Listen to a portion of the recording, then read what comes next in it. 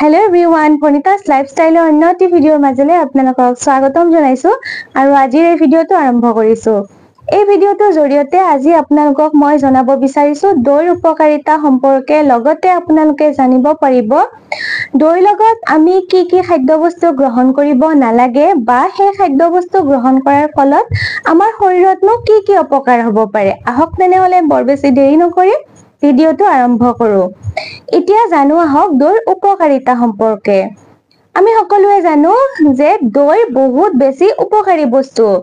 দৈ খালে আমাৰ টেষ্টটো বাঢ়ে আৰু লগতে দৈত বহুত পৰিমাণে প্ৰটিন থাকে। দৈত অধিক মাত্ৰাত কেলছিয়াম থকা কাৰণে ই আমাৰ হাড়ৰ কাৰণেও বহুত বেছি উপযোগী। দৈত vitamin B, B12, potassium, magnesium আদি বিভিন্ন ধৰণৰ বস্তু থাকে কাৰণে আমি ডেইলি ৰুটিনত দৈ অন্তৰ্ভুক্ত কৰাবই লাগে আমাৰ খাদ্য তালিকাত।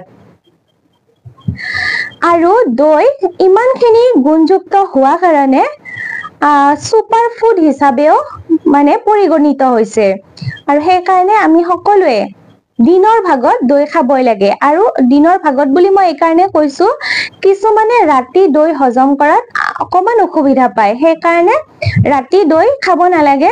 যাৰ অসুবিধা হয় এনেকুৱা নহয় যে ৰাতি দৈ একেবাৰে খাবই নোৱাৰি, ৰাতি দৈ খাব পাৰে যোনে হজম কৰিব পাৰে।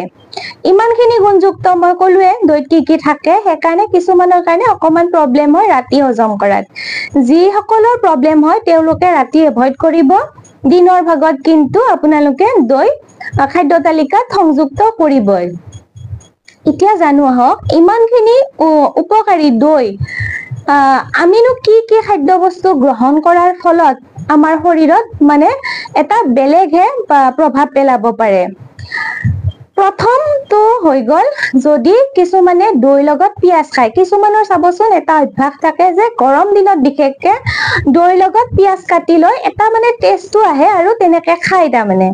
কিন্তু একেবাৰে নাখাব দৈৰ লগত পিয়াজ। দৈৰ লগত যদি পিয়াজ কোনোবাই খায় তেতিয়াহলে কি হ'ব, এলাৰ্জি হ'ব পাৰে বা এচিডিটি হ'ব পাৰে বহুত বেছি পৰিমাণে। সেইকাৰণে আপোনালোকে এভইড কৰিব। যদি কাৰোবাৰ অভ্যাস আছেও দৈৰ লগত পিয়াজ খোৱা তেনেহলে আজিৰে পৰা এই ভিডিওটো চোৱাৰ পিছৰ পৰা আপোনালোকে এভইড কৰিব, দৈৰ লগত পিয়াজ কেতিয়াও নাখাব। নেক্সটটো হৈ গ'ল যদি দৈৰ লগত কোনোবাই মাছ খায়। দৈৰ লগত মাছ খোৱাৰ ফলতো কি হ'ব পাৰে, বদহজম হ'ব পাৰে। মানে দৈৰ লগত মাছ কেতিয়াও নাখাব, বদহজম হ'ব পাৰে। সেইকাৰণে দৈৰ লগত মাছ একেবাৰে এভইড কৰিব যদি কোনোবাই খায়। মানে কি হয় সাধাৰণতে কাজবোৰত মানে কিবা বিয়া সকাম আদি কিবা কাজ থাকিলে কি হয় মাছ মাংসৰ লগতে দৈও দিয়ে, কিন্তু মাছ খালে দৈ নাখাব।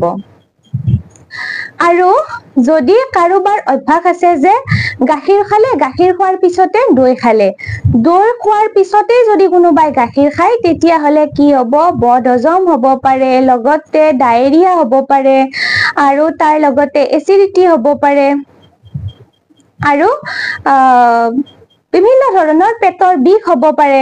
মানে পেটৰ লগত ৰিলেটেড বিভিন্ন ধৰণৰ বেমাৰ হ'ব পাৰে যদি কোনোবাই এৱা গাখীৰৰ লগত দৈ খায়। এৱা গাখীৰ এটা বেলেগ বস্তু। এৱা গাখীৰটো যেতিয়া মানে গোট মাৰিব, সেই গোট মৰাৰ পিছতেতো দৈটো হয়। সেইকাৰণে এৱা গাখীৰ আৰু দৈ একেলগে কেতিয়াও নাখাব, এইটো এভইড কৰিব। নহলে পেটৰ বিভিন্ন ধৰণৰ সমস্যা, এচিডিটি, ডায়েৰিয়া এইবোৰ সমস্যাত আপোনালোকে ভুগিব পাৰে। আৰু যদি কোনোবাই ৰহৰ দাইলৰ লগত দৈ খায় তেতিয়াও কিন্তু এচিডিটি সমস্যাত ভুগিব পাৰে।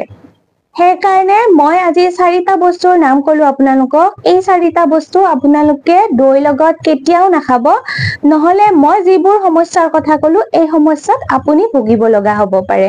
তেনেহলে সাৱধান হৈ চলিব আৰু দৈ আপোনাৰ খাদ্য তালিকাত সদায় দিনৰ ভাগত অন্তৰ্ভুক্ত কৰিব। তেতিয়া দেখিব আপোনাৰ বিভিন্ন ধৰণৰ দৈহিক সমস্যাৰ পৰা আপুনি মুক্তি পাইছে আৰু লগতে কি হৈছে আপোনাৰ খাদ্য খোৱাৰ ৰুচিও বৃদ্ধি হৈছে যিহেতু বহুত বেছি প্ৰটিন থাকে সেইকাৰণে মানে হাড়ৰ কাৰণে উপযোগী হয় পটাছিয়াম মেগনেছিয়াম ভিটামিন B12 এনেকুৱা বহু বিভিন্ন ধৰণৰ বস্তু আছে দৈত সেইকাৰণে আপোনালোকৰ খাদ্য তালিকাত দৈ সংযুক্ত কৰিব আৰু তেতিয়া দেখিব আপোনাৰ ছাল চুলিৰ বিভিন্ন ধৰণৰ সমস্যাৰ পৰাও আপুনি ৰিলিফ পাইছে তেনেহলে ভিডিওটো আজি এইখিনিয়ে আছিল যদি ভাল পাইছে লাইক এটা কৰি দিব আৰু শ্বেয়াৰ কৰি দিব আপোনালোকৰ বন্ধু বান্ধৱীৰ মাজত তেতিয়া তেওঁলোকেও জানিব পাৰিব দৈৰ উপকাৰিতা আৰু লগতে জানিব পাৰিব দৈৰ লগত আমি কি কি খাদ্য বস্তু গ্ৰহণ কৰিব নালাগে বা সেইবোৰ খাদ্য বস্তু গ্ৰহণ কৰাৰ ফলত আমাৰ